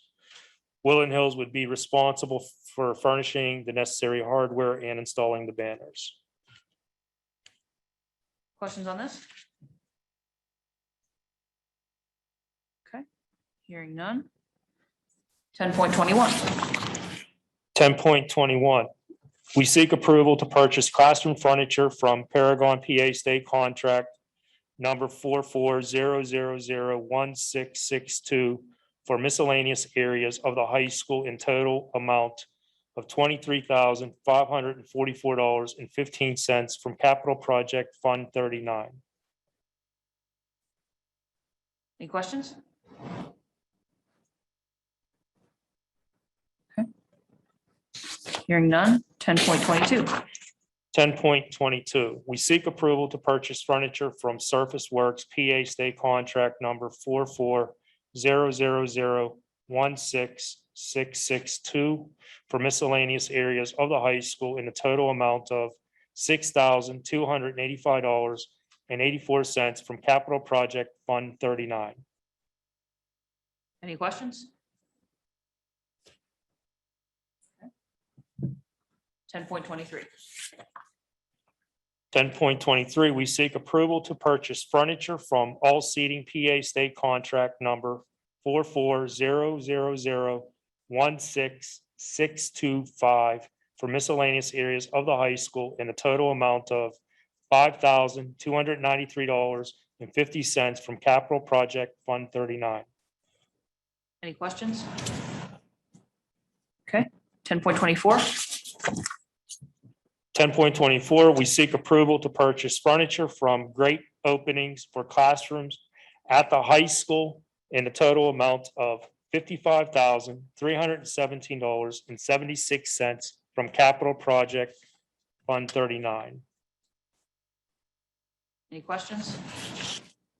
Yes, are we about done with furniture, or do we still have to do the whole furnish the rooms that are being renovated still? Okay, that's gonna be a question for Ms. Mans, I am afraid. She's still on the call. She's here. Okay. Ms. Mans, Dr. Hildebrand, did you hear Dr. Hildebrand's question?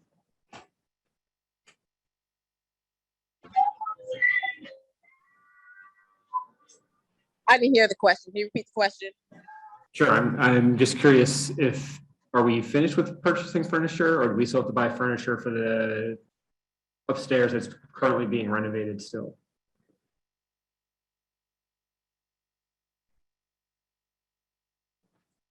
She's muted. There we go.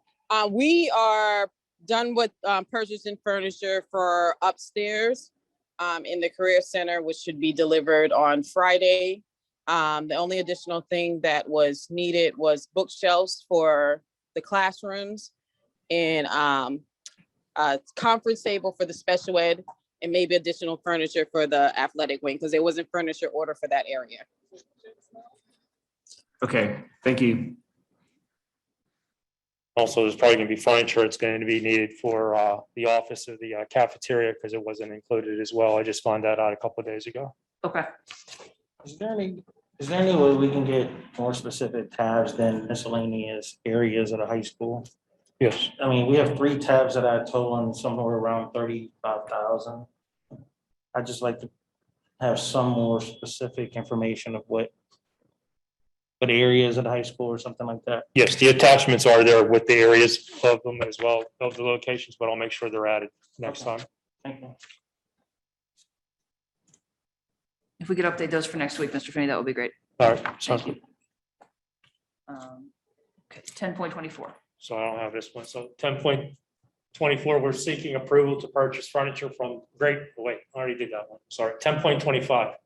We seek approval to award the bid for the Woodland High School SA Lab shop equipment to Allegheny Educational Systems in a total amount of $88,976. Questions on this?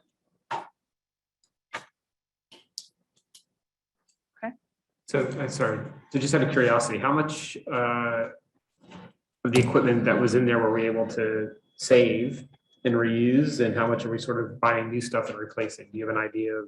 As of right now, from my understanding, everything is saved. None of it's being used. Everything has been upgraded to new for that area. Okay, so stuff that we're replacing, what are we gonna do with that? So we're gonna end up getting the information put together and then put it out to see if anybody wants to purchase it. Okay. All right, thanks. Yep. Okay. 10.26. 10.26, we seek approval to accept donated furniture from Montour School District. This was brought to me.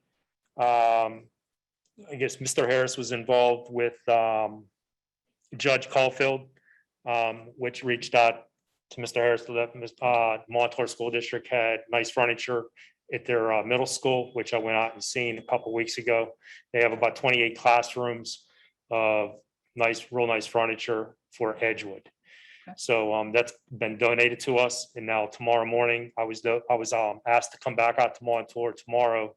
They have some office furniture they want me to look at that they want to donate as well. So I'll be stopping out there tomorrow to look at the furniture to see if it's something that we could use at Edgewood or somewhere else. Okay. Thank you for pursuing that. Appreciate that. Questions for Mr. Finney on that one? I have a general question. With all the change orders, we know where we're at with our contingencies. There were a number of them that was unforeseen type things, which I'm assuming they hit our contingency budget. Do you know where we're at when it comes to that, or maybe that's No, more of a that- question for Mike? That's something that I could work out with Valerie to find out that information. Dan or Pete may be able to answer those as well. Yeah.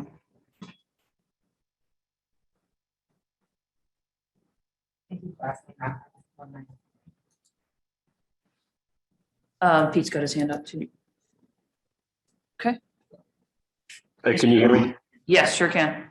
Okay, so I apologize. I do not have that figure in front of me, but I will talk with Mike Arnold and we'll get that to you shortly. And then I also wanted to just sort of backtrack real fast. The casework that we were discussing, the bulk of that one, I went back and looked into the paperwork, was for the countertops in the career center / gifted rooms in the back of the building.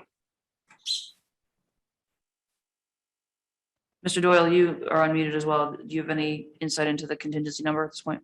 Yes, we have 246,000, I believe, in contingency.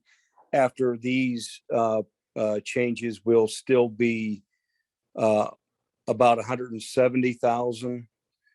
And then we are expecting about 18,000 in credits. So that'll help offset that. It'll give us additional monies on top of that. So I think we're in still pretty good shape coming into the last stretch of the project here. Okay, thank you for that. Did I answer the question? All right. And I'll have I have a spreadsheet that'll be attached to the monthly report as well. I spoke to Valerie earlier today. Make sure she gets a copy of that and she can share that with you all. That would be great. I'd appreciate having that detail before next week's meeting. Will do. Thank you. You're welcome. Okay. So I'd like to add one thing to our item.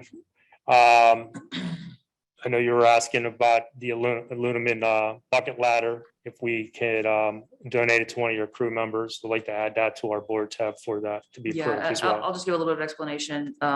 In my capacity as stage manager, there's a rolling collapsible aluminum ladder that has a bucket at the top that the crew no longer uses. But we do have a volunteer who's been volunteering for, well nigh 20 years, who would like to take that. He makes use of things that take him high off the ground all the time. And he would like to have this ladder in a way that the rest of us would not. So if the board is willing to allow him to take that, he'd be most obliged. So that, if we can add that to next week's agenda, I'd appreciate it.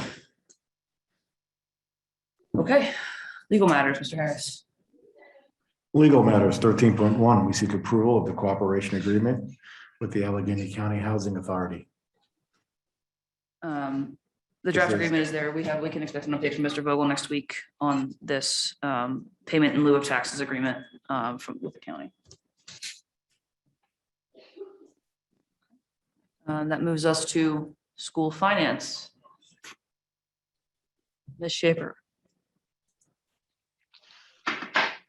Hi, thank you for letting me excuse myself. I didn't know if I was going to keep coughing up there and make anybody uncomfortable. School finance, 14.1, we seek ratification of the bill list for invoices paid after the August 18th, 2021 legislative meeting. Any questions on the ratification list? 14.2. 14.2, we seek approval of the September 2021 bill list. Questions on the bill list? Okay. Hearing none. 14.3. 14.3, we seek the acceptance of the August 2021 fund financial reports and student activity reports. This is for informational purposes. Questions on the reports? Okay, hearing none. 14.4. We seek approval of the investment reports for August of 2021.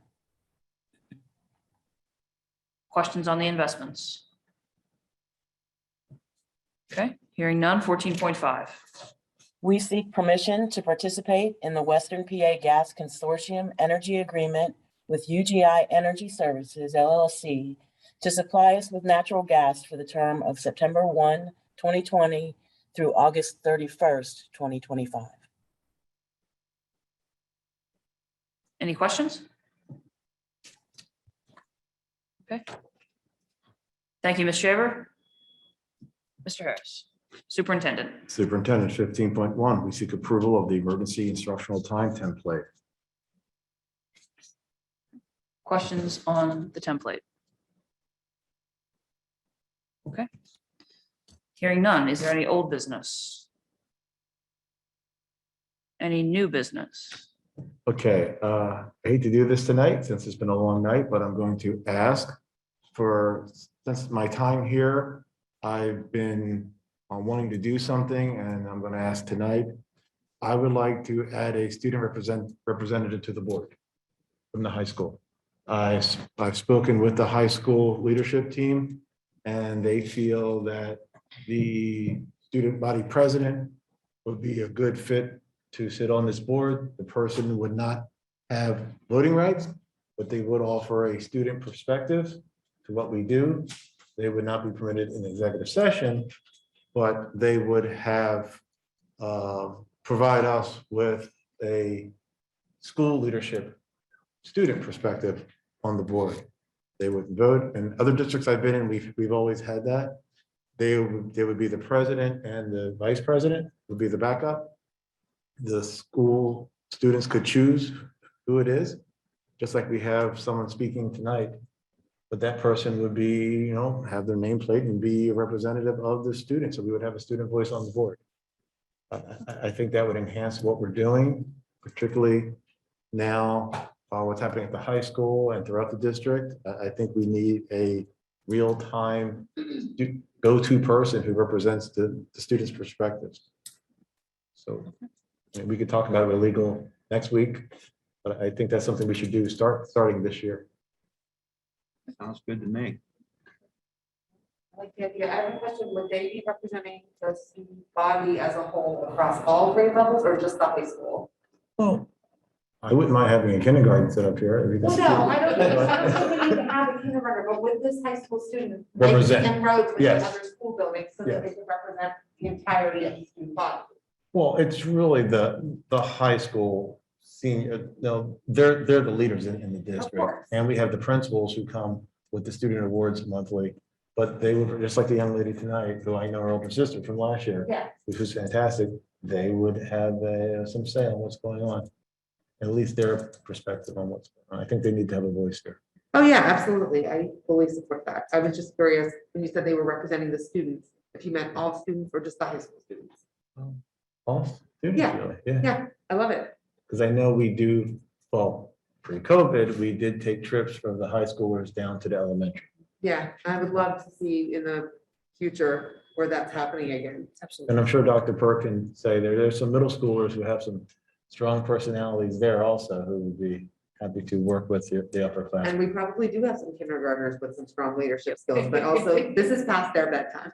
Sure is. This is definitely That's a past lot their of bedtime. Listen, I met a pre-K student today who I think could handle it well here. So, we can say about that, but no, that I think it's a great idea. Yeah, it's wonderful. So let's talk about it and see how quickly we can make it happen.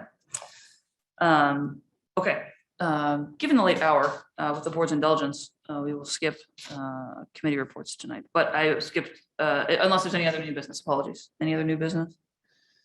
Okay, is everybody okay with passing on committee reports for this month? Okay, I will remind everyone that we will meet on the first Tuesday and Wednesday in October in committees, again, to discuss many issues of import for the start of the school year. So that moves us to public comment. Thank you all for your patience. Is there anyone who wishes to address the board at this time? If you're present here in the room, please feel free to come to the podium. If you're on Zoom, please use the raise hand function, and we will ask you to unmute. Public comment is limited to 2 minutes. We ask that you give your name and place of residence and or association with the district. And we look forward to hearing your remarks. Thank you for being here and appreciate your comments. We do have one in the room. We'll start with you. Good evening. Good evening. My name is Sonya Meadows. I am the Senior Director in charge of enrollment for Propel Schools. I am here to speak to you on behalf of our parents who reside in your district on the topic of transportation. We know that this is a challenging time for everybody, and we're not here to be adversarial. In fact, we are here to ask that we work together on a solution. Our parents have used words such as discouraged, disrespected, disgusted when it comes to how they feel when a school bus arrives late, or in many cases, not at all. Our children who reside in your district are our shared responsibility. And we ask for that opportunity to come together with you to solve this problem. And like I said, I know this is a challenge. We have a national bus driver shortage. But I like to believe that the talent that we have in your district and at Propel Schools, we can work together to find some sort of solution. Because like I said, these are our shared responsibility, these children. Giving them an opportunity to ride a school bus to school is, yes, expensive, but it is our shared responsibility to figure out how to solve this problem. So I want to be very knowledgeable of the 2-hour limit. We are here. I have one of the principals who is drastically affected with me, and she may want to come and speak as well, I'm not sure. But we are here, and maybe after this meeting, if we can exchange contact information so that we can continue this conversation, it would be greatly appreciated.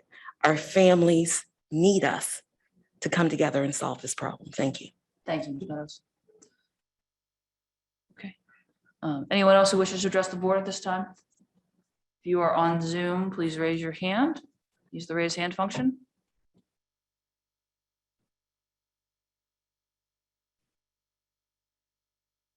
Okay.